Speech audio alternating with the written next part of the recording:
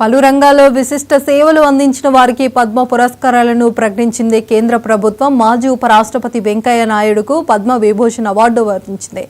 కళల విభాగంలో hero Balakrishna Padma Bhushan, Mandakrishna మాదిగకు Padmashri award ప్రకటించింది. వైద్య రంగంలో దువ్వూర్తి నాగేశ్వరరెడ్డికి పద్మ విభూషణ్, విద్య సాహిత్యంలో కేఎల్ కృష్ణకు పద్మశ్రీ, కళల విభాగంలో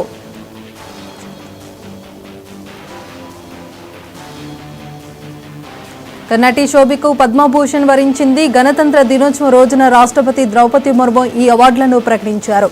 ఈ అత్యున్నత పౌర పురస్కార అవార్డులను 3 కేటగిరీలో ప్రదానం చేస్తారు.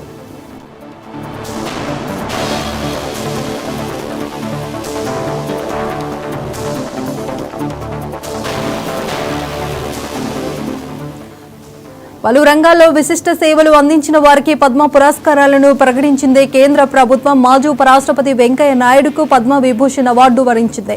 కళల విభాగంలో హీరో బాలకృష్ణ పద్మభూషణ్, మందకృష్ణ మాదిగకు పద్మశ్రీ అవార్డు ప్రకటించింది. వైద్య రంగంలో దువ్వూరి నాగేశ్వరరెడ్డికి పద్మ విభూషణ్, విద్యా సాహిత్యంలో కేఎల్ కృష్ణకు పద్మశ్రీ, కళల విభాగంలో మాడుగల నాగఫణీశ్వర్కు పద్మశ్రీ, సాహిత్యంలో వద్దిరాజు రాఘవేంద్రాచార్యకు పద్మశ్రీ, తమిళ నటుడు అజిత్కు పద్మభూషణ్ ప్రకటించారు. నటి శోభనకు పద్మభూషణ్ వరించింది. గణతంత్ర దినోత్సవం రోజున రాష్ట్రపతి ద్రౌపది ముర్ము ఈ అవార్డులను ప్రకటించారు. ఈ అత్యున్నత పౌర పురస్కార అవార్డులను 3 కేటగిరీలో ప్రదానం చేస్తారు.